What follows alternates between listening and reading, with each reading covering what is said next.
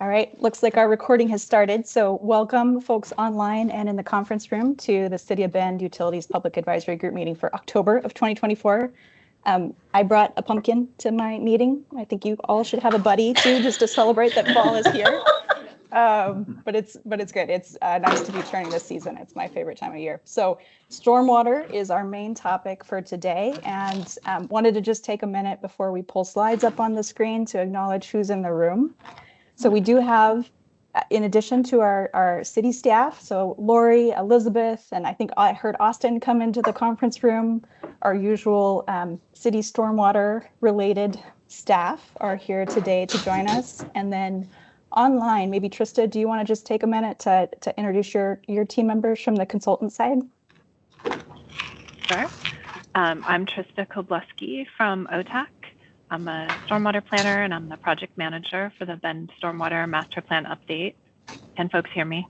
I saw people adjusting their, okay. Yep. I saw people adjusting their headsets, so I thought I would check.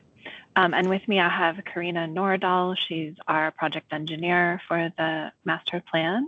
And from Haley and Aldrich, Danielle Sparandelli, and apologies if I pronounced that incorrectly, who is the senior climate change specialist there, and Anna Murphy, an engineer and climate change specialist from Haley and Aldrich also. So those are some of our speakers for today. Just wanted to take that moment before we dive into content. We also can see in the chat, we're collecting some input on whether the hybrid format for our meetings is working for UPAG members, or if there's anything we can continue to do or change up to make it a little easier for this format to be effective. Just let us know. We're happy to take that feedback and roll with it. I am going to start sharing my screen here. So as mentioned, here's our crew of speakers for today, October 2nd meeting. Today is stormwater focused. Our next meeting is in November, and we're going to switch gears back to water conservation. So Dan Denning will be back with us next meeting, and we're going to set stormwater aside for a minute and dive back into water conservation next month. Stay tuned for that. But what's on store today?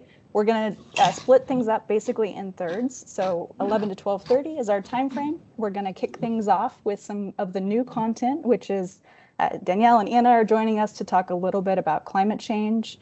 We're hoping for some good conversation here with the UPAG members to think about how climate-related recommendations may or may not fit into the stormwater master plan. And I know I'll pick on a couple folks. I saw Emily and Sierra join us, so interested in the regulatory perspective, just what other agencies might be doing, and also Mark. I know you were involved in the Environment and Climate Committee for the city, so maybe you could share a little of that perspective as we dig into this first topic on the docket. And I know others also have expertise on this space, so hoping for some good conversation. Then we're going to dip back into a topic that we left last month. So we heard a lot of input on CIP prioritization criteria. We've made some updates to that, so Trista's going to share what that looks like. It's also in the agenda packet. And then if we have time, we're going to finally try to look back at the drill hole and outfall prioritization approach that's being suggested for the Stormwater Master Plan and share that with this group. And those memos have been circulated before, but we also included those in the agenda if you're looking for them. The last topic is Elizabeth. She's going to share a couple of the regulatory related updates on UIC standards and erosion control requirements, thinking about those small sites and some of the updates that are happening and ways that the city is looking to communicate that moving forward. So 3 main topics, all stormwater related. Before I'm going to turn over the floor here in a minute to our Haley and Aldrich team, but wanted to just, I shared this out, I think, through email with the group. These are some of the things related to the the CIP prioritization criteria matrix that we heard in our September meeting. Those bolded items are the categories of criteria to help differentiate different capital projects that will be identified through the Stormwater Master Plan and kind of queue those up through what should come first in that 20-year planning horizon to address. So the 2 places that we heard in particular could be maybe adjusted for improvement was the conveyance and flooding to increase that weighting a little bit. And then we also had a good discussion around the multiple benefits category, that there might be a little bit of a gap there or an opportunity to add something, and also talked through the weighting. So captured the feedback here, and just looking forward to some more conversation on that or some updates from Trista when we get to that point in the agenda. I think we also just wanted to set the stage, big picture. So Trista, I know we've kind of shared these before, but if you want to frame up our purpose and overview. Yeah, thanks, Aubrey. So the master plan update will update the slate of projects and recommendations that was put forth in 2014. And we're planning to publish this next year. So it will be a 2025 update, and it will have a 10 or 20 year horizon looking forward into what the city should be considering for keeping its stormwater system updated, preparing for climate change, preparing for changes in density and the size of the city, and changes maybe in state regulation for preparing for climate change, dealing with housing, and ensuring that water quality of surface water and groundwater are protected. Ooh, I'm hearing a strong white noise at this point. Is anyone else hearing that? Or is it just me? No. No? Just you, Tristan, I think. We're not hearing it in the room anyways. Okay. Well, it's now gone away, so. So that's what we're doing, and we've come to talk to you several times and really appreciate your feedback all through this, and we'll continue to talk to you over the next several months. Let's see, what's next? And what we are, I forgot to do the highlighting. Sometimes I highlight this bulleted list to say what we're talking about today. But we are looking at the third bullet, solution priorities. How will we prioritize stormwater capital improvements? We're coming back to you with revisions to our prioritization criteria based on feedback that we got last time. And then the last bullet, policy solutions. How much emphasis should we put on climate change in this next stormwater master plan? So Haley and Aldrich, Danielle and Anna are going to talk to us for about 20 minutes about that. So that's one of our main topics for today. And that probably covers it. Yeah, well, just plug really quick. We did just put on our website stormwater master plan update. So everything that Trisha just covered, basically the depth of what we're looking at and the timing, the web page is up there. So if anybody else asks, we'd love any help in stewarding people to that information. Yeah, thanks for that, Austin. Great. City put that together. Before we I'll turn the floor over here in just a second to Danielle and Anna, but just a quick reminder, I think we said this at the start, but I know a few more folks have joined us. Just to help acknowledge names and faces between our virtual and our in-person folks. If you do have comments, folks in the room, Lori's going to keep an eye out for you and kind of moderate that. I will keep an eye out for any comments from the team online. And then if you want to just, say who you are as you start your feedback or a question that you want to ask, that's perfect. Just helps our speakers and others in the room know where comments are coming from. All right, so Danielle and Anna, want to kick things off? Yeah, thank you so much, Aubrey, Trista, Lori. Thanks for setting us up and teeing us up that way. That was perfect. So I want to make sure that we have enough time for, at least an initial conversation. You've set up the question really well in terms of how climate change and whether it may or may not factor into your current stormwater master plan update.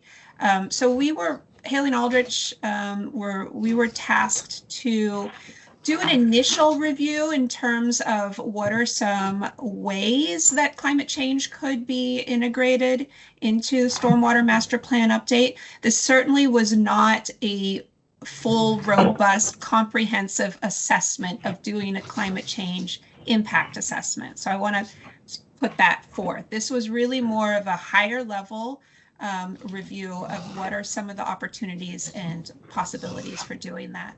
And so I will, I'm going to hand the reins over to Anna. We're going to try and move through this pretty quickly so that we can get to a discussion at the end, but certainly we'll be happy to take your questions as we move through. Okay, Anna. Thanks, Danielle. So we wanted to start with an overview of how climate change is expected to affect Bend, especially as it relates to precipitation and water availability. So to start off, overall annual precipitation is expected to increase basically by a smaller amount over the course of a year annually by the end of the century, but it's going to kind of polarize a little more. So there will be less precipitation in the summer months and more precipitation December through March, and more rain and less snow during the winter. Frequency and intensity of storms is expected to increase significantly, especially in the winter months, as well as the intensity of atmospheric rivers. There's expected to be less snowfall and a decline in snowpack in the mountains, and also earlier snow melt, which will lead to a decrease in stream flow later in the summer, and also an increase of severity of drought is also expected. So all of these changes in climate kind of bring us over to the climate change related concerns for Bend's stormwater management system. So we worked with city staff and Trista to identify several climate change related challenges for Bend's stormwater system, which are all listed here, but kind of zeroed in on these two that are highlighted in red, and these will be most of this presentation and where our recommendations are focused. And so these are inappropriately sized design storms for existing conditions, and then climate change causing an increased intensity and frequency of storm events. So first, to talk about kind of the existing conditions, the water quality design storm recommended in the Central Oregon Stormwater Manual is the 6-month 24-hour storm, and the flow control storm is mainly the 25-year 24-hour storm. And basically, the design storm precipitation depths that are used are based on NOAA Atlas 2 data. And this is data that was last updated in around 1973 from rainfall data from the 60s, because Atlas 14, which is NOAA's more recent update, is not available for the Northwest. And so stormwater design in general has assumed historically that precipitation patterns are static, and that historic data will represent current and future precipitation patterns. So basically the past kind of dictates what the future is going to hold. And this is referred to as stationarity, where the assumptions for future events are based on past data. However, precipitation with climate change is non-stationary and will continue to, precipitation patterns will continue to change, which means more intense and frequent storms. And that means that there needs to be ways that climate change projections can be incorporated into those design storms. So I'm going to pass it over to Danielle to talk a little bit about those global climate change projections and models. Yeah, thanks, Anna. So, how do we go from like our historical data that we might have and then incorporate the potential impacts of climate change and climate change scenarios?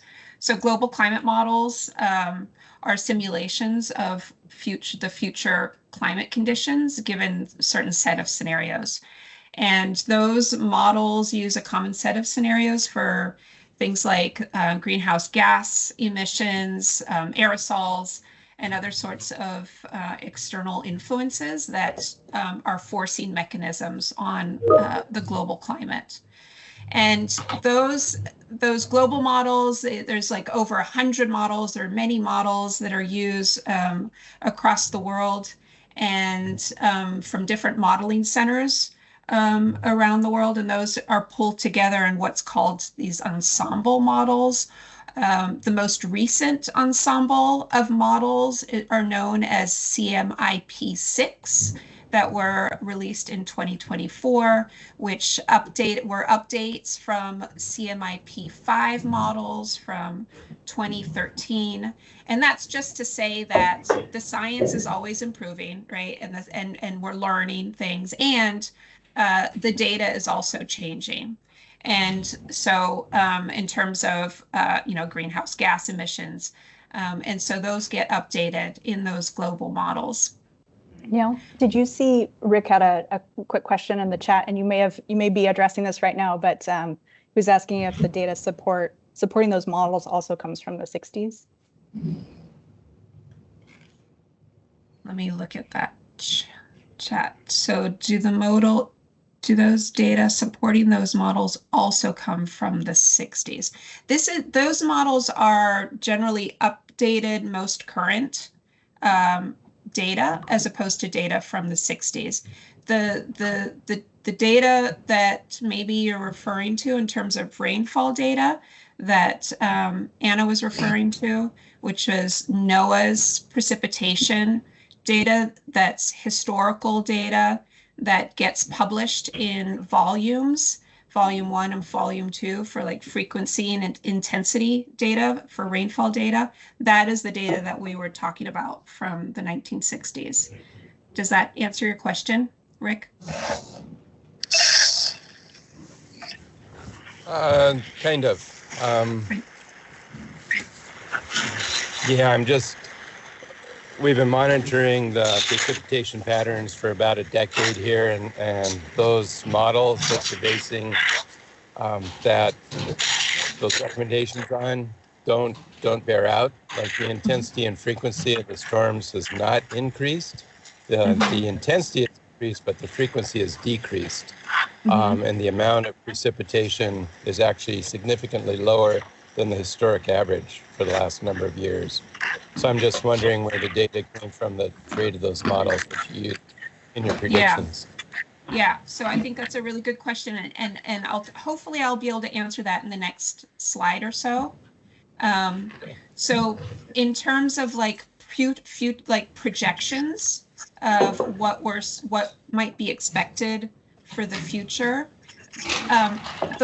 these global models that are very large in terms of the geographical scale, and the grids that are used for estimating are very large. They're somewhere between 150 and 300 square kilometers for each grid here that you see on the left-hand side. Right.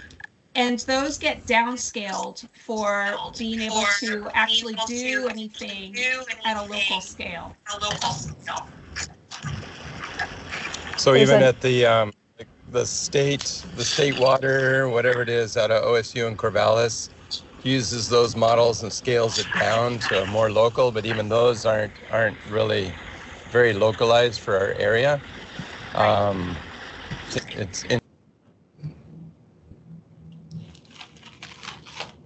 Uh-oh, we lost you, Rick. Uh-oh. Rick?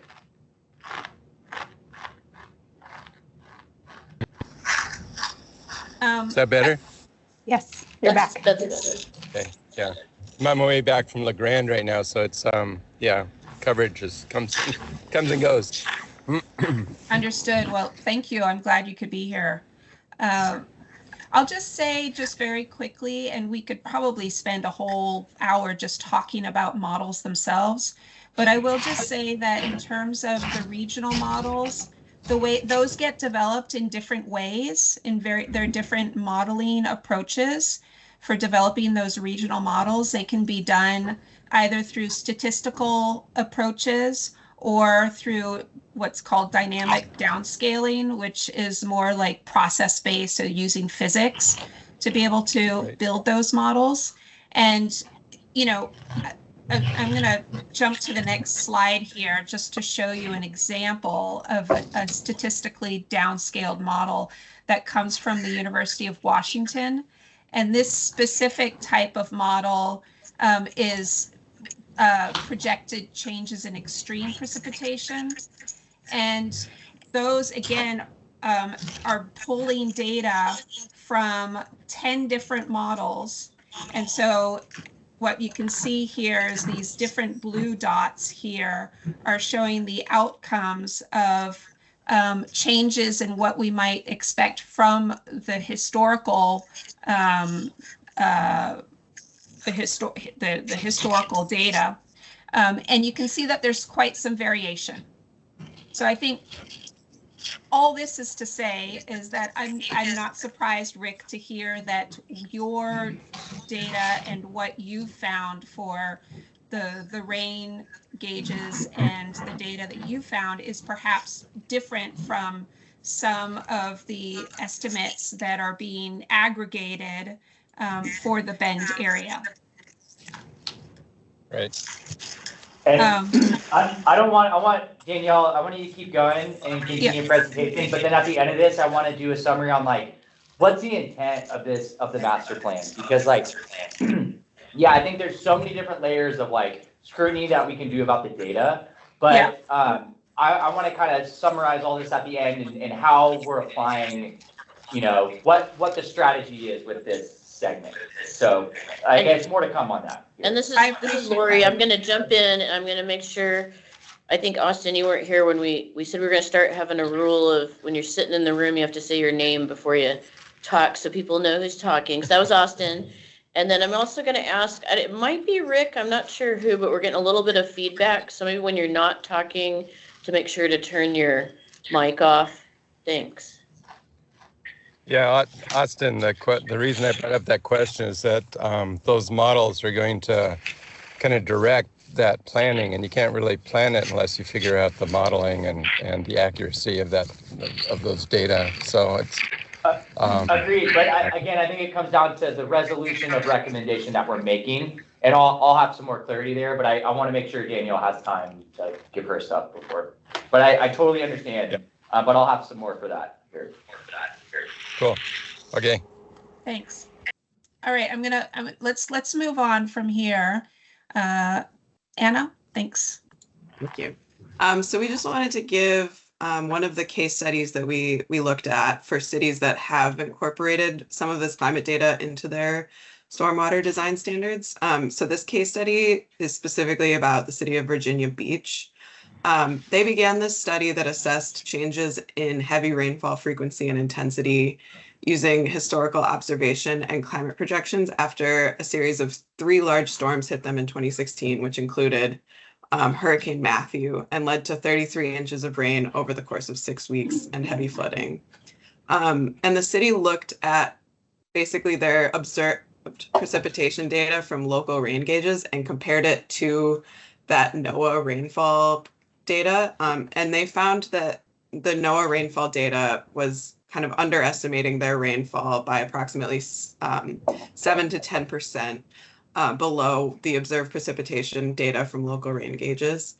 And then they also were able to use climate projections of precipitation. And they set their baseline year at 2000 to be consistent with data from NOAA. They had access to Atlas 14 rather than Atlas 2, which has the older data. And they found that based on the higher emissions climate change scenario, that the 10-year storm was projected to increase by 24 to 27% between the year 2000 and 2060.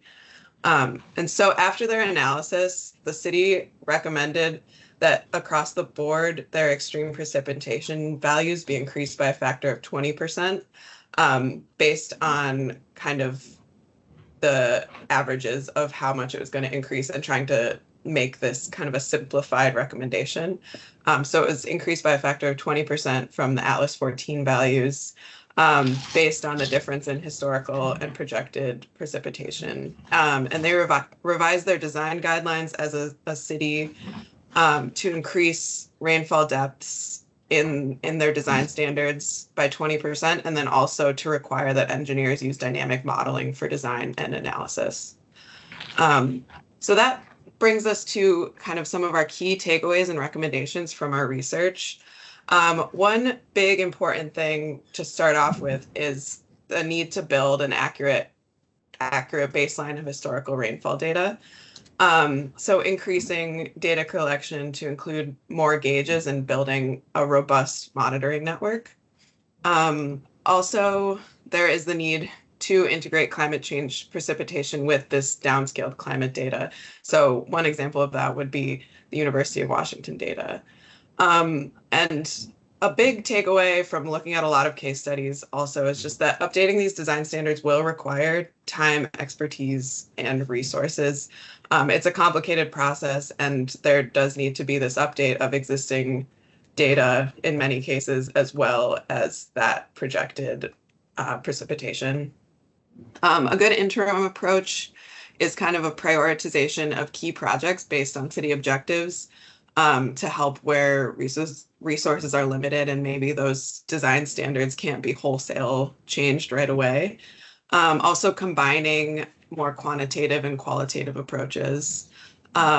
It's also helpful, we saw in some of the case studies we looked at, working regionally and across jurisdictions, both with other cities or with a regional government, as well as universities and federal agencies can help to pool resources and coordinate research, and also bring in people with that expertise on climate to be able to kind of help with that research. And then also just kind of a big picture takeaway is that this science and data is kind of continually evolving and improving. It's never going to really reach like a finished, it's done, it's ready point. So it's important to kind of, as soon as you can, start incorporating that climate projections into design standards. So I'm going to pass it back over to Danielle to talk a little bit about kind of where we see some of the next steps and potential areas of further research are. Thanks, Anna. So this is something we started talking about with the team. One of the main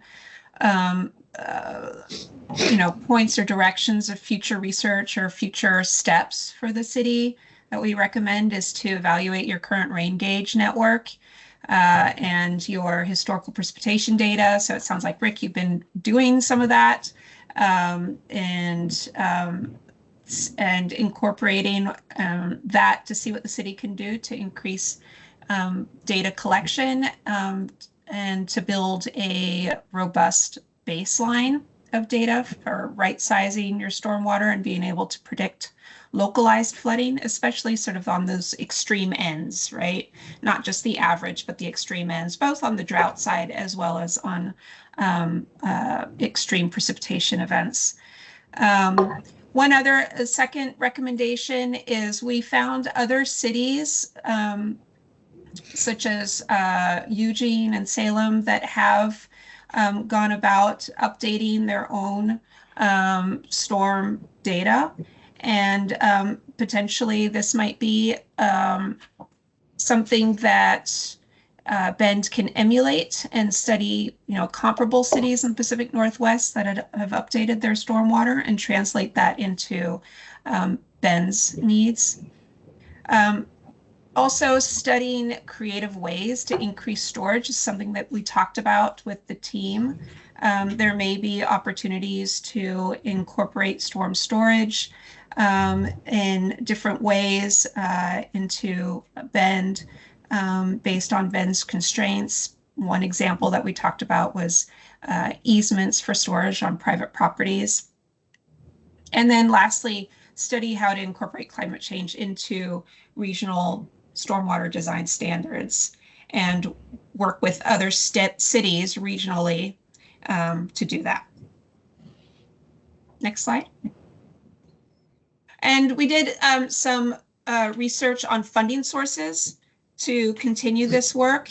Really this was just sort of a big picture overview for how to integrate, but I think like doing a robust assessment to understand really what the climate change impacts could be to Bend's infrastructure on the whole, but stormwater in particular. There are various different funding opportunities, and these are a list of those. I won't go into detail, but if there's any one particular one we can talk about, but we've got links and details in the slides themselves. And I guess last slide, this sort of brings us full circle. And, really would like to open it up for discussion and comments. Just really would like to hear from you what you think in terms of what the climate specific recommendations might be for the stormwater master plan. Could there be something policy related or something more project or program related? And I'll leave it there. Thank you. All right, thank you, Danielle. Austin, it sounded like you were also thinking of a prompt for the group in terms of this discussion question. Did you want to say something else? Maybe I'll just kind of offer like kind of what our thought and approach was here and thought behind all this, and then I think that'll maybe lead better even more into this question. So, right, like I think a lot of the stuff that we're talking about, it seems like obvious, right? Like, let's look at our design storm. That's basically all we're trying to acknowledge here is like, but recognizing, hey, we have a COSM, which requires several agencies that have kind of like adopted this strategy and approach and effort. So recognizing, hey, it's going to be a pretty serious undertaking to, basically take on COSM and then, come up with those formal, design recommendations and things like that. We first want to get recognition from city council through the master plan that like, hey, this is something we should look at. And the EPA starting at, from the federal level saying, hey, stormwater community, start looking about your design's criteria, what's to come, what's the future look like. And so just like this, I think one of the biggest things, like Anna pointed out, like we're using a 1973 database. So first, let's make sure everybody understands what's going on right now. This is what we're using, but the future might look different. And so we would like to get better data for future decisions and then future efforts to like come up with the design criteria. So we're not saying we think the storm should be the 100-year event. We're not saying we think the 100-year event should actually be 3.5 inches because this database is better than this database. All we're saying is let's go get better data. Let's think about what data pools we're using, and then let's, do we have the support to then, as a standards. Yeah, as a follow-up effort. So in that, like, I have a couple, like, pointed strategies here. Like, I want to get rain gauges that are city-owned throughout the city where we can look at these microclimates and different things. But first adoption of this within the master plan helps us point to the say, well, hey, you agreed to let us look at this. So this is what it looks like. This is what we're asking to go look at it. So it helps just take those sequential steps that hopefully in the future will, allow us to really make sure that we're capturing these storm events, that are coming.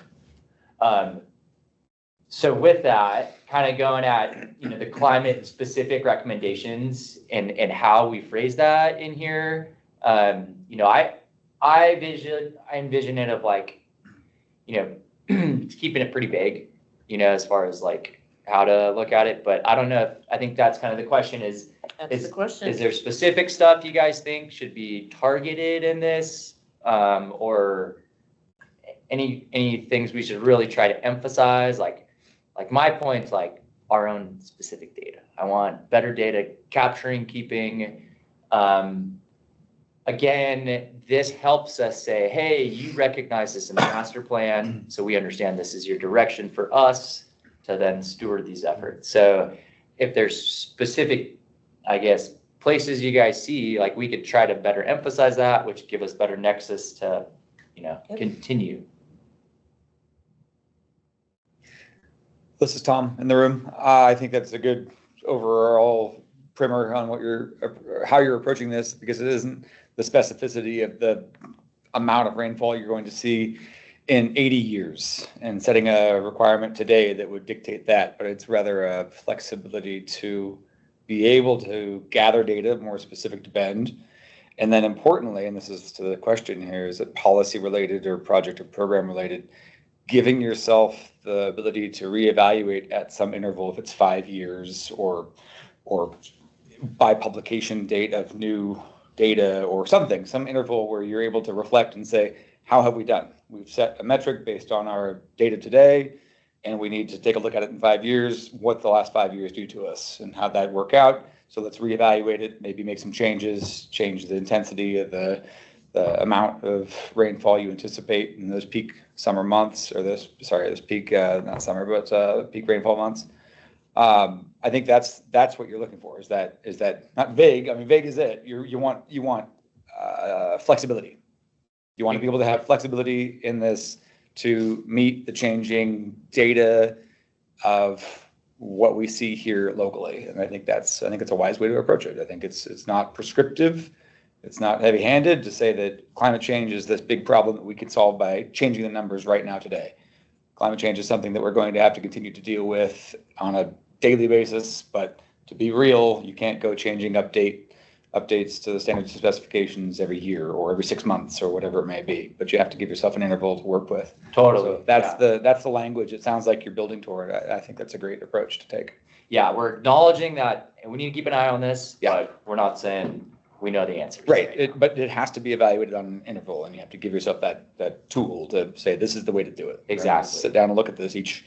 I think the rain gauges in Central Oregon are excellent. I mean, right now you're relying on the automated weather observing system at the Bend Airport, which I personally know is a problematic piece of equipment. It's a fickle beast, and you need more. You need more greater granularity on that. Yeah, I would chime in too, Brian. I mean, absolutely having more rain gauges across the city that are collecting data in real time is probably the best thing you can do. As all of us that do stormwater know, what happens on this block is something different happening at the airport, right? So, I mean, I would argue that we're even using the wrong design storm. We have to use something, and it's very traditional for us to all use a 24-hour storm, but we all know that has nothing to do with actual performance of these storm systems. What is really driving change are these 15-minute cloud bursts where you get in 3/10 to 4/10 of an inch in 15 minutes. You drive around any place in the city that's flooding, it's not because we're having a 24-hour storm. It's a cloud burst that's happening in May through August, and those are the events that are super hard to plan for, and they're the ones that are most destructive from an erosion control and sediment transport.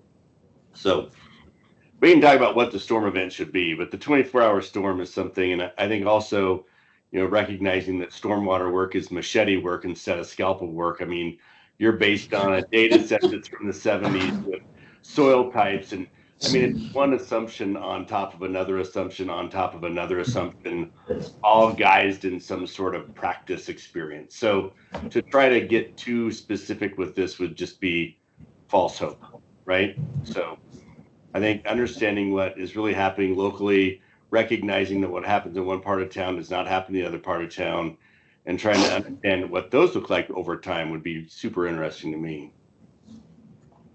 Tom and Brian, thank you both. Karina, I saw your hand pop up. Do you want to chime in?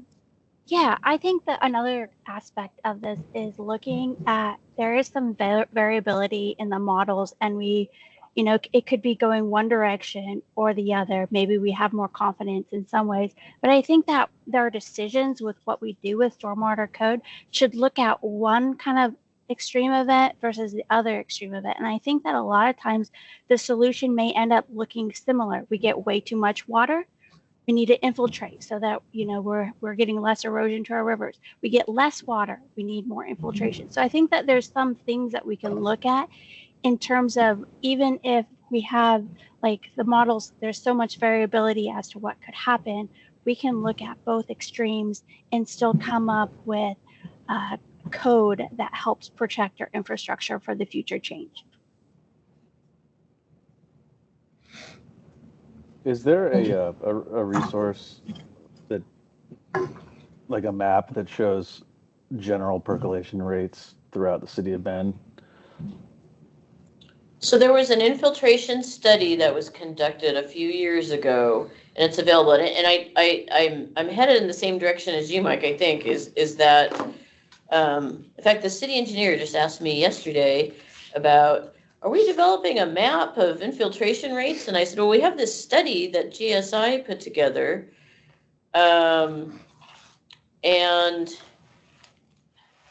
not to mention, it's so variable, like from 100 feet to the next. But I thought that GSI only broke it into 3 categories. It was like fractured basalt, welded tough. This is and- very high level. Yeah, and it gave like, on the fractured basalt, it's like 12 to 200 inches an hour, it's like lava tube to, so there has been, I think more of the emphasis as far as like that mapping goes, it's been more like groundwater table centric. I'm unaware of anything since that infiltration update where we've actually like got any better data between those three, but even that exceeds the geology survey in our whatever, where it basically paints a broad brush of the whole area, for infiltration rate. So I mean, the reason I ask is because, certainly on the commercial side or public improvements, you get civil engineers out and, you test your infiltration, but for residential projects, there's no testing. And so everyone's just using your 24-hour storm. But certainly there are areas in town where there's just no infiltration. It just doesn't perk. So you get two storms in a row, you're assuming they built the detention basins or whatever the structures are to the size, appropriate size. But you get two, even if they did, you get two storms in a row, and then that overflows, spills into the street, then that overflows, So if there was a resource out there that maybe said, here you can get away with one percolation rate or one storm, but over here you need, more capacity. That could be a benefit. And I feel like part of the gap analysis when we were talking with Brown and Caldwell, like some of that stuff, like, trying to provide more resources so that like developers can have better knowledge or like, to try to get over that drainage barrier. Or it could even be incentives to do testing. Well, and that's kind of where it's at. It's kind of, developers' burden to either like get out and figure out what that real world rate is for infiltration. I think we approached it wanting to be able to provide something with that level of detail, but just the variability we see, like we really can't. And so then it comes like on capital projects, like we factor in those things. So we factor in those like pre-test efforts to make sure like, we're getting infiltration we're proposing. But I know on the private side, like even with swale testing, like sounds like they're getting out and testing swales and stuff now, which they didn't do 3 years ago when I was there. They would only test UIC. So like it sounds like we're getting a little bit more, I guess, stringent on our oversight of the facilities on a smaller scale. But I wish we could have something of that detail, but I think that infiltration update's as good as we got. Yeah, and then a lot of the enforcement side is where it's like after the fact, like swale's been built, let's dump a bunch of water in it, let's see if the water goes away. Right.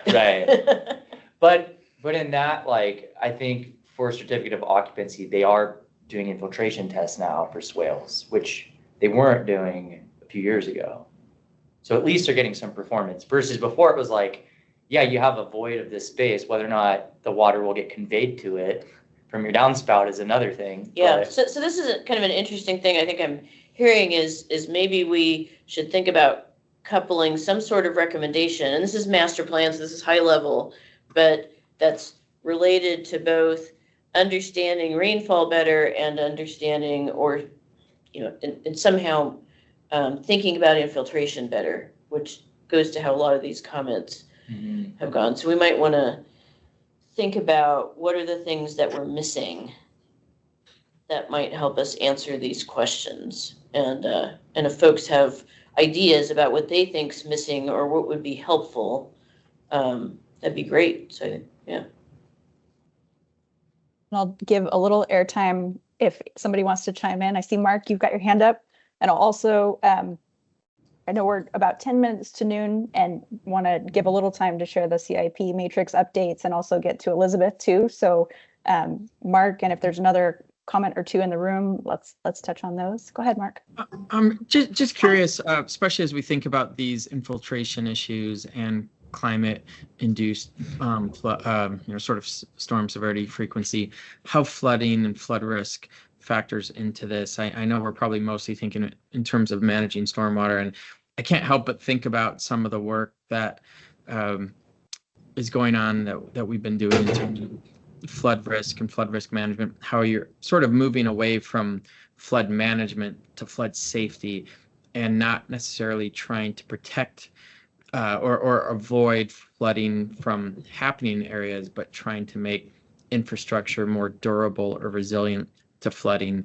And part of that becomes sort of private property, personal responsibility that maybe public agencies might not have the capacity, or it may no longer be appropriate for them to try to reduce or remove all flood risk, but rather communicate and incentivize some individual responsibility. We see it with wildfire as well, sort of a push towards hardening infrastructure in a way to make it resilient.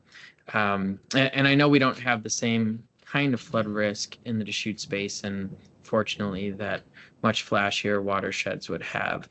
But I guess sort of the two questions would be, as we think about, especially when there's uncertainty about this non-stationarity looking forward, how much really trying to manage it completely through public infrastructure versus more of a sort of incentive outreach and individual responsibility, and I guess to some extent, how much does flood risk need to be part of that message as well then? Yeah, I think this is Austin here. I think your question actually touches on like a number of topics that this master plan is ultimately trying to like deliver a package product. So kind of going to the question of like flood, right? Well, you have, here's what I think what's coming. Here's my solution to deal with what's coming, right? So I would look at the design criteria, the storm event, that's what's coming. How do I deal with it as a factor of my infiltration? What are the attributes of the conditions around me that'll like offer solutions? So for the first part of your question of like, hey, how do we protect flood risk? That's 100% the intent of this. It's saying, hey, we're designing for what we think is coming is 2.5 inches over 24 hours, once every 25 years. Well, I want to make sure that's real, and so the first way to mitigate that risk is like, let's look at the data, let's look at the models, and let's talk about revisiting what we think is coming our way so that we now have a better gauge of like what I'm designing my solutions to accommodate. So I think that's the one part where it's like, and what the experts are saying is it's going to get, more intense and more wet, and it's going to be different. And so there's impacts to that. So we're trying to quantify or better be aware of what's coming. And then on to the solutions now, right? Well, another factor of the master plan, like this climate change, I'm not thinking it's like a solution proposal, right? This is like, hey, this will better inform you to prepare yourself and develop solutions.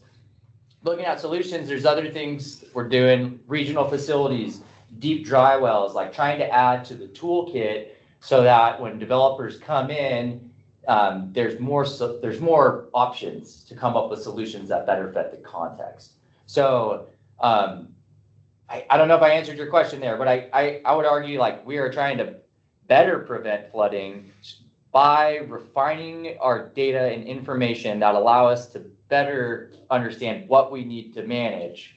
And then with other elements of the master plan, we're trying to come up with more options and solution alternatives that developers have. So Austin, I'll chip in. This is Lori, and then we probably should move on. But I think Mark brought up a good topic though, which is the topic of how much is the responsibility of the private property owner and how much is the responsibility of the public system.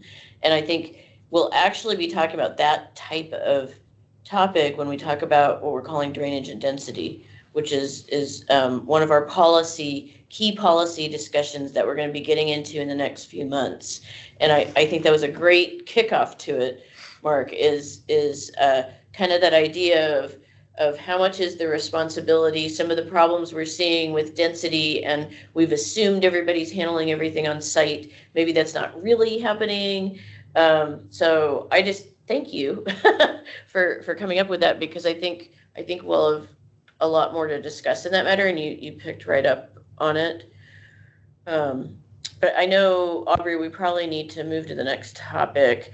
But if people have more ideas on this, right, this is a great topic, type in the chat or send an email, please. Yes, definitely. Thank you, Danielle and Anna, both for information you shared and for the group's ideas. Definitely sounds like there's some consensus around the types of data that would be helpful to have more available to make some of those decisions. I'm going to share screen again here, Trista, and we can move into, just as a reminder, the agenda packet included a couple of items for this section. So there's the CIP matrix update if you want to look at it in your own hands is part of the agenda packet, and also the couple memos that we'll talk about briefly. Thanks, Aubrey. So our update to the capital improvement project scoring is not in the memo, or sorry, not in this presentation, because it is on an 11 by 17 piece of paper and a little bit too hard to display on a slide, but you did get it in your packet, and I could bring it up to the screen if that is helpful. But basically, we made a couple of changes after our discussion last time, and this table summarizes them. So we increased the total points available for the conveyance and flooding category from 10 to 20, while pretty much maintaining the total points available for the other categories. So the effect of that is to increase the importance of conveyance and flooding protection projects relative to the other types of projects. Water quality improvements remained at a maximum of 20 points available.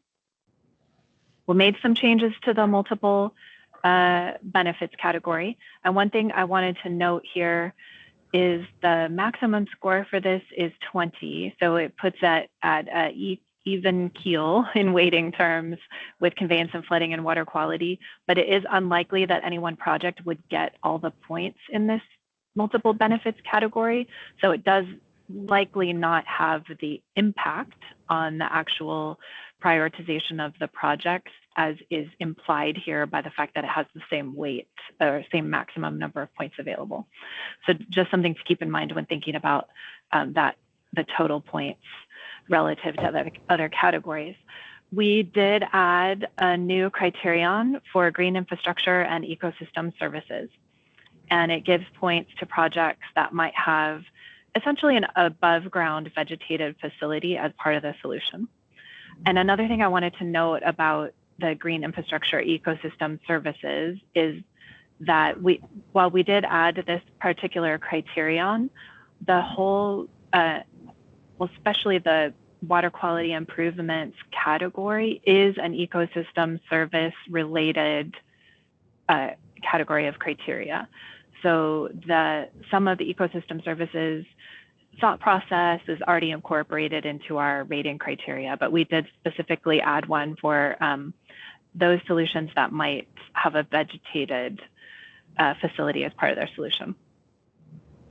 And then another thing to note is that we didn't make any changes to the criterion for increasing equitable distribution of public assets or supports housing and economic development. We did get a comment that we need to be cautious about the language we're using there. So how we're going to address that is to make sure we are consulting with the long range planning department and before we solidify the language and particular scoring criteria around that. But we still are having those concepts in the scoring criteria. The recognized priority projects, the total available points decreased, from 15 to 10. So it did go down in weight a little bit.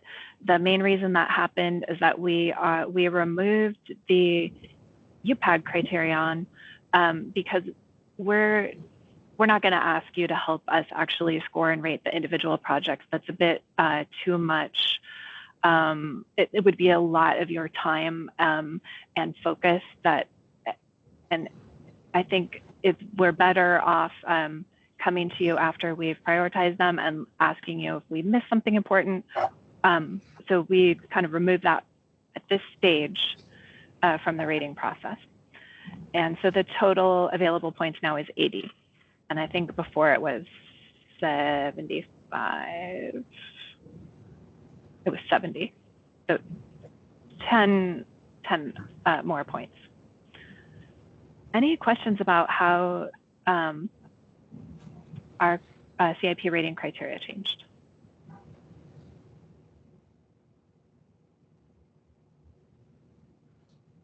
All right, we are really close to moving forward with this. So like I said, we will be discussing with Bend Long Range Planning to make sure we are cautious in our language around equity, but otherwise we're pretty much have arrived at our rating criteria. And thank you very much for your input last time and participation. Yeah. This is a key step in this planning process. Yes. We appreciate your help. I am Elizabeth and Aubrey. Elizabeth, how much time do you need on your topic? I don't want to shortchange you. Probably I can get away with probably 10 to 15 minutes if you need more time. Okay, let's just take 5 minutes here. These two items have been on your agenda a few times in a row, and we keep having robust discussions about other things, so we haven't gotten to them. But you have seen the memo, or the memos have been included in your packets a couple of times. So if you wanted to, you had the opportunity to read through. So I'm just going to really quickly say what we're doing here. We have assessed all the outfalls to the Deschutes River in the city, and we have identified 6 outfall basins where it is probably a good idea for the city to consider doing a retrofit to improve the water quality of the stormwater that's being discharged from those outfalls to the river. And we looked at outfalls that are serving the more polluting land uses, including the higher intensity streets. Those outfall systems or pipe systems that might be more susceptible to sedimentation, which will block them and introduce those pollutants carried by sediment into the river. And we used slope as a proxy for that criterion. And those that are known to have capacity or structural issues already. And so we looked at those in concert together, and we came up with the 6 that you see in the map on the next slide. So the ones that have the sort of red and peach coloring are the outfall basins that we've prioritized. The first one is north of Newport Avenue and goes up to Aubrey Butte. So it's the big, most reddish most one. We actually divided that basin in half because the outfall serves a huge basin. So we ended up dividing it in half. The lower half of that basin has already been retrofit with the city's Newport project that you've seen. And then we have one in more Southwest Bend. That's our second priority. The reason for that is the more intense land uses, commercial land uses in that area, plus slopes is the main reason that that one got prioritized. And I kind of want to leave it there and move on. If you have questions about how this analysis was done, feel free to email those questions. Trista, this is Lori. Could you just let folks know a little inkling of like, what might we do? You know, what might be the types of projects? Yes. So we will be assessing these 6 drainage basins for opportunities to add water quality treatment stormwater facilities.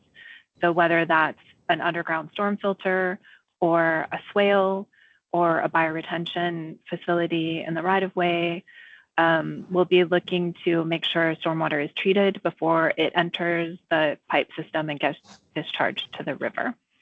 And those will be a part of our solution set. So when you look back at the prioritization criteria, those projects would be getting points for protecting groundwater. And to the extent that we can, we would also incorporate drainage complaint resolution and things like that. So preferably the projects would be solving multiple problems at once and scoring well in our rating criteria. And this might be where even we look for opportunities for synergy, like maybe with a park or something that's conveniently located for stormwater or something. Yes. Yeah. We will be looking for those opportunities. So Karina and I will be looking into, what are those opportunities in these drainage basins, and moving that through then our CIP process for the ones that end up scoring well. Okay, and we did a similar exercise. Actually, GSI did this as a sub-consultant for us, but similar exercise for drill holes. So those are the drilled well shafts that could extend from 20 to 100 feet or so toward groundwater. And Bend has a number of these, most of which are older because they're not allowed in code anymore. But some of them are located near the municipal drinking water wells. Some of them are located in places where they have a risk of a spill entering them, and they may not have appropriate pretreatment or spill control protections. Some are too close to groundwater and pose a risk to human health because of that.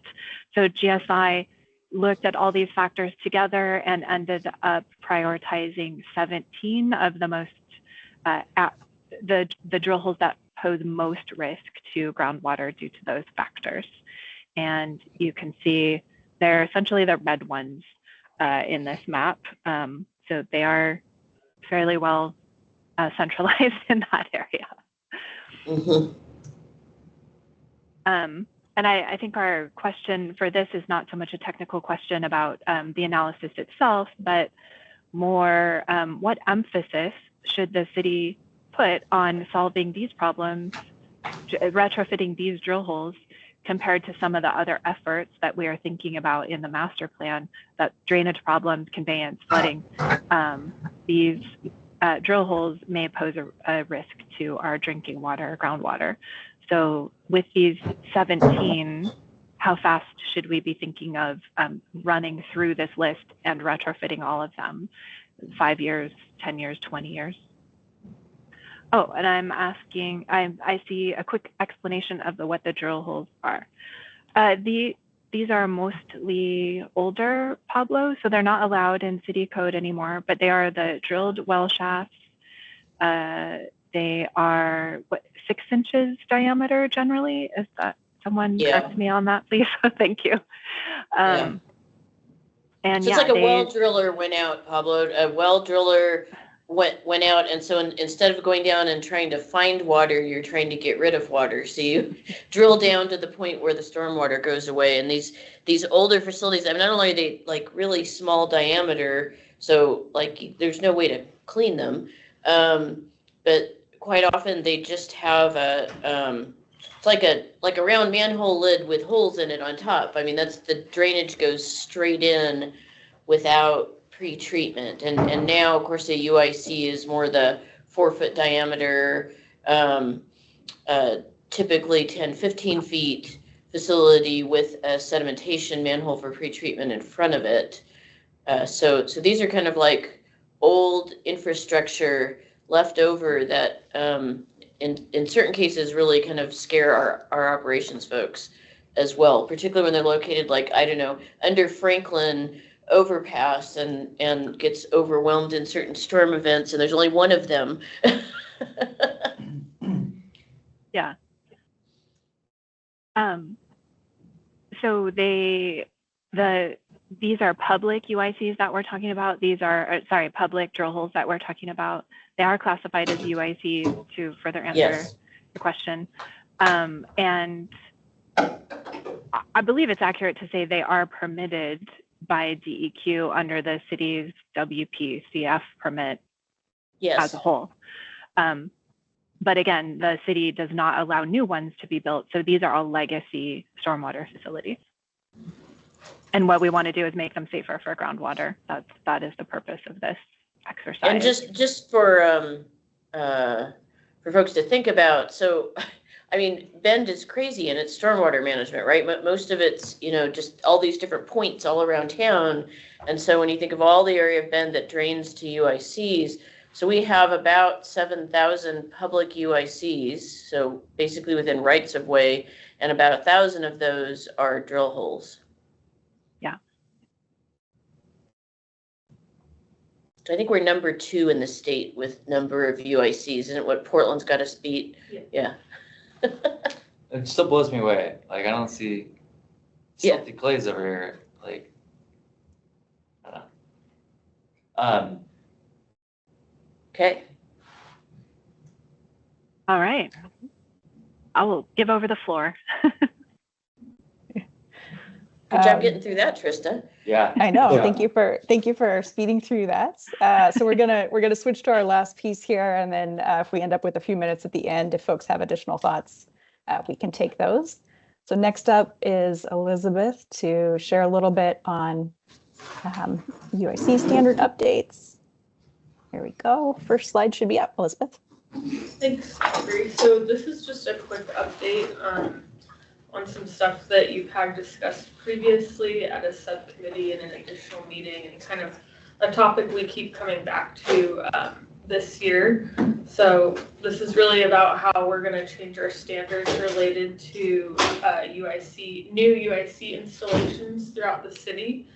And so because we're still discussing the modified deep dry well topic internally, we are going to kind of hold off on updating any of the standards this year. And so it's likely going to be a calendar year 2025 update. And we're looking into things like possibly a formal exception process with technical justification when people do want to use the modified deep dry wells, and using information both from UPAG and from the master plan's technical memo on siting for these systems. So we'll have more to come on this next year. So that's kind of just the update for now. And so now we'll move on to the regulatory update for construction site erosion control. So this is a new requirement in our MS4 permit from DEQ that lowered the development size threshold for projects that need to be inspected for erosion controls. So this goes into effect November 1st of this year, and we completed our city code updates to incorporate these smaller lot size changes in August. And so basically it'll apply to development that's not already under existing grading permits at the city. So anything that's not like commercial or large infrastructure, large subdivision developments. So really just single family and 1 to 4 unit housing, which was previously exempted, but we've now changed the code so that it won't be. And these changes we are going to implement through the building permit process in City View. And so you'll see those starting November 1st, any city building permit application that's submitted on or after November 1st. And so one of the things that we've added to this new, what we're calling small site erosion control for building permits, is an erosion control plan that's in a template form that we're going to ask basically anyone that's getting a building permit to sign, date, and put the site address on, and basically just has them acknowledge that erosion control is required, that we list the basic requirements the city has for erosion control, and that they're aware that their project may be inspected and they may be subject to enforcement if they're not in compliance with our basic requirements. And then there's also a backside to this on the next slide. The backside is really just giving more guidance to people that receive this template about what the city would be looking for if they came out for an inspection. So we have a couple different best management practices that we like to see at construction sites. So things like perimeter control, protecting adjacent inlets in the right of way, controlling dust, disposing waste appropriately, so having an area to put concrete waste. We also have tree protection in there. It's not really for stormwater, but we decided to leave that one in there.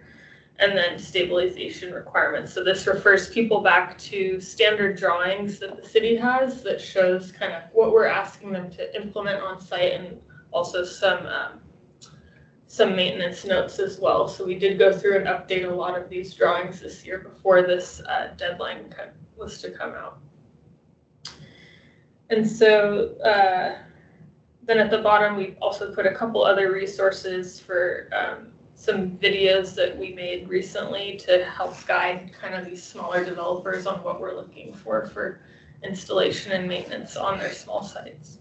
The videos are pretty awesome. Yeah. A lot of educational videos made by awesome staff and interns here.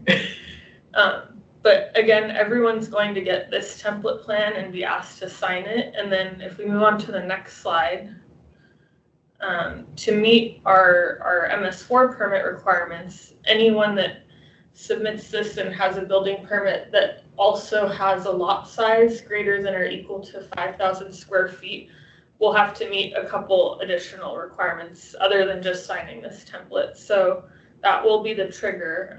It'll be lot size. It'll be calculated automatically in the city's CityView database system. And so those developments will be asked to do some extra work, what's called a condition.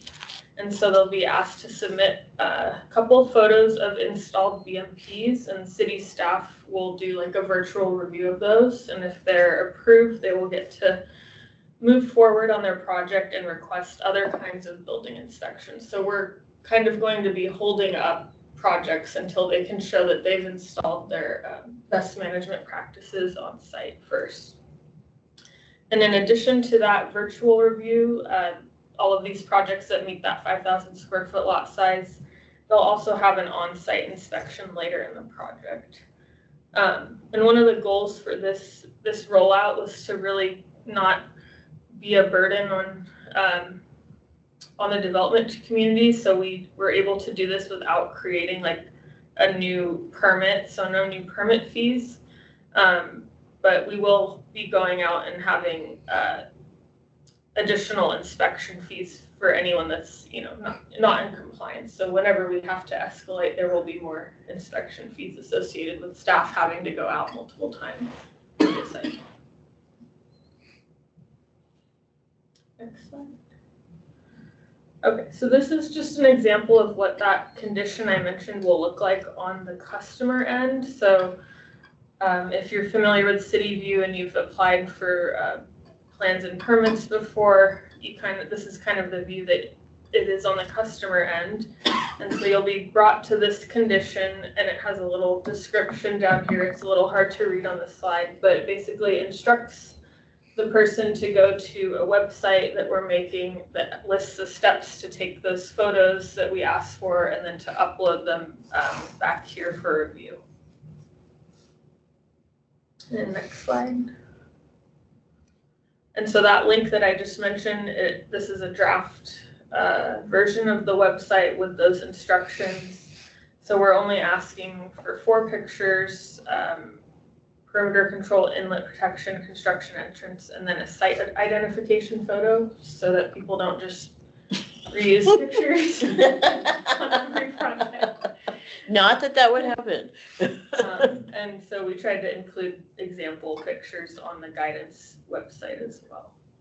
The next slide. Here's just a more of kind of the pictures we have on the guidance website we're drafting to show people what we're asking for. Next slide. And then I mentioned a little earlier, we made a whole bunch of guidance videos that we're going to store on the city's website and also have linked in that template. And on the webpage I just showed you where people can see the different types of BMPs, how they should be installed and when they need to be maintained. And this will also be really helpful just for our staff when we go out and give people inspection results and say, hey, you need to maintain this filter insert. Here's a link, with a video showing you what we need and what we're looking for. So that was a big project over this summer, and we're super happy with the results of them. So we have 5 2-minute ones for specific installation and maintenance, a little bit longer, and then 10 shorter 30-second videos that are more informational and can kind of be for more of a general public view to learn about stormwater and erosion control. And then I can try to play one of them if we have time, or we can do that at maybe another. Oh yeah, play one of them. Okay. Our intern he's like a star. Let's see if it'll work. He's a OSU Cascades environmental science student. So I think the sound will just go from my computer, but Just we'll find out.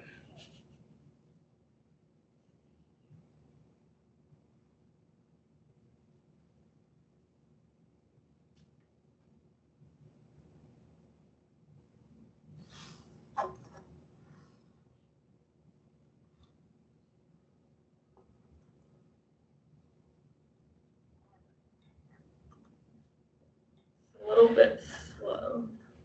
Are you sharing? I'm trying. Oh, you're trying. Oh, shoot. Oh, something's happening. So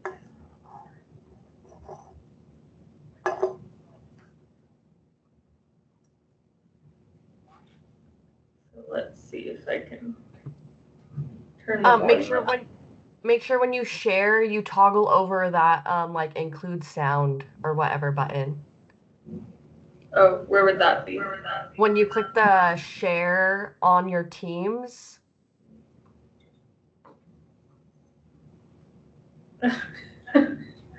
Like back You when need to turn your sound off, Elizabeth. Sound off on my computer. Yeah, because that's why you're getting all that feedback, because we have the sound in this room. Yeah, so if you stop sharing and then re-click share, there's a little toggle button, share with sound. Okay. Learning things. Thank you. I just learned this.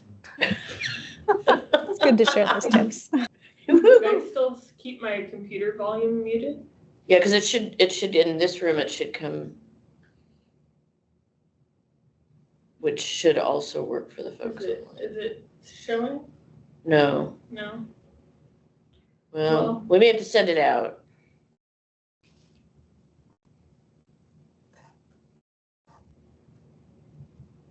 Yeah. Technology.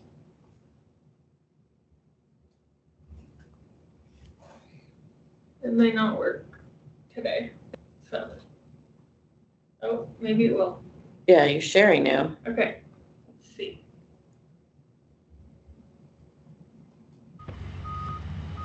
Yes. Practices for stormwater in Bend, Oregon. Best management practices, or BMPs, are measures used at construction sites to treat stormwater and prevent pollution of our groundwater and surface water. Here are a few common BMPs. First, protect downslope areas with perimeter control measures. Second, install inlet protection to safeguard storm drains. Used rocked construction entrances to mitigate sediment tracking onto paved surfaces. Stabilize soil to control dust and reduce emissions. And finally, properly contain and dispose of concrete waste. Learn more at bendoregon.gov/stormwater. Okay, we get the idea. Sorry, it doesn't work well over the. That's too bad. Over the computer, but they'll all be posted to the public website within probably a week or so. Nice job. That was awesome. Great. And Elizabeth, I think you had a couple questions for the group. Do you want me to pull those up? Sure. So I had, is the draft guidance that we just showed understandable for small developers? And then are there any areas that may require more support when we roll this out in the UPAG opinion? I know some of that text you probably couldn't read, but just getting a sense of the templates and educational resources that'd be available as folks are moving through the permitting process. Any thoughts there? This is Tom. I think the use of examples is great. People need to know what it is supposed to look like when it's done correctly. So I think that's good to have an example document shown and a really clear set of instructions. I think the only thing is just you're going to go for it, and then somebody's going to find a hole in it, and then you'll have to fix it. And so it's just you got to roll out, but it looks good. It's a good template. I think keeping it to a front and back is really good too, because anything more, people are going to just feel overwhelmed what they already do with everything else they've got to do. But yeah, it looks like a good approach. Awesome, thank you.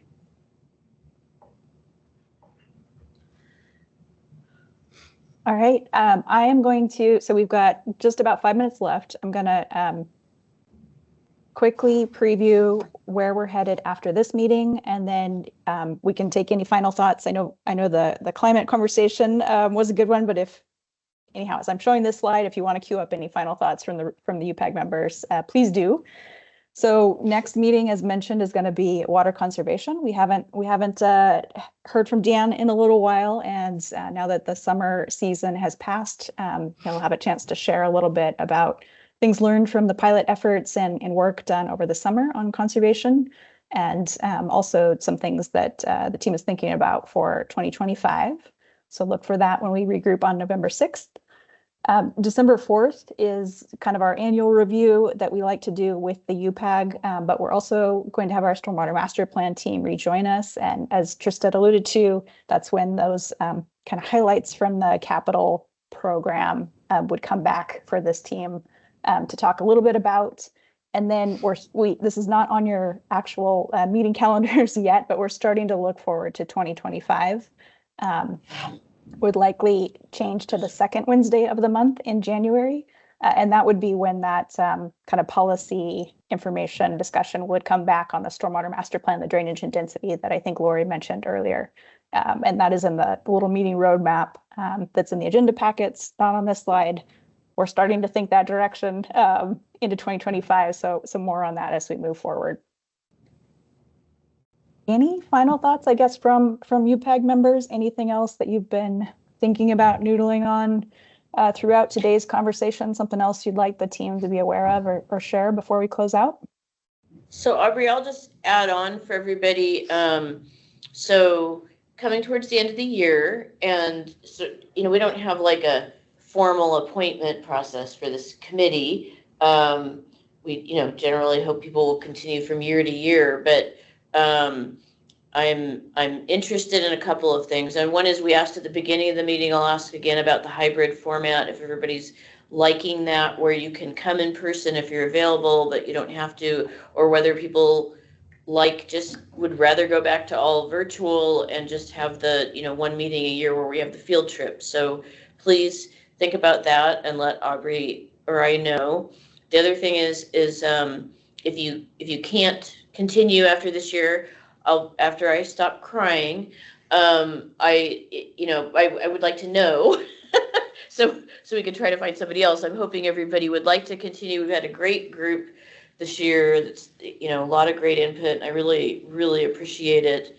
That's one of the purposes of the December meeting is for us to. For like half of the meeting, we'll just do a quick summary of here's the things we talked about this year and here's what we're doing with the information and the recommendations that you shared with us.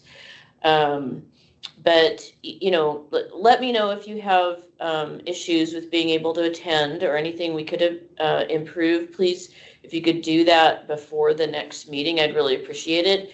And I may be making some calls to folks, but it'll most likely be to folks who haven't been able to attend very much to see if they really want to continue. I'm assuming if you're here most of the time, you're just having a grand old time and hopefully would like to continue. Well, this is Tom. I've got first of all, I'm happy to continue.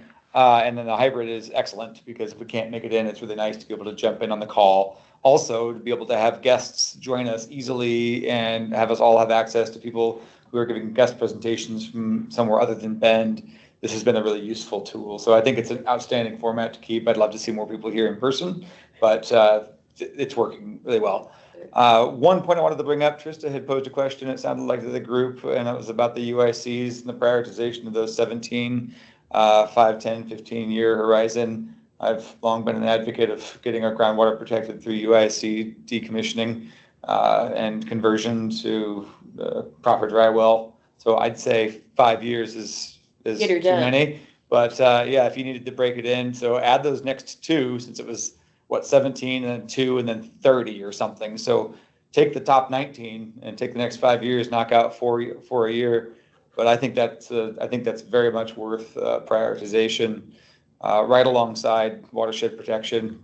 I mean, it's every year or every storm event or every spill or every opportunity we have to get inextricable pollutants down those holes. Let's minimize the amount of time we have to pollute our groundwater. So just to put a comment to that from the UPAG, others can chime in if needed, but. Appreciate that. Second that. Yeah. And we have a second. All right. Motion moved and seconded. Fantastic. All right, well, giving one more beat in case somebody else has a thought you want to share before we close today. And hearing none, I think that calls it a wrap. So happy October, folks. Enjoy it. We'll be back in November. If you do have other thoughts that come to mind that you want to share with the group, or UPAG process related things, or can you continue into 2025? We'll take those via email, and enjoy the rest of the day. Thank you, everybody. Yep. Thank you.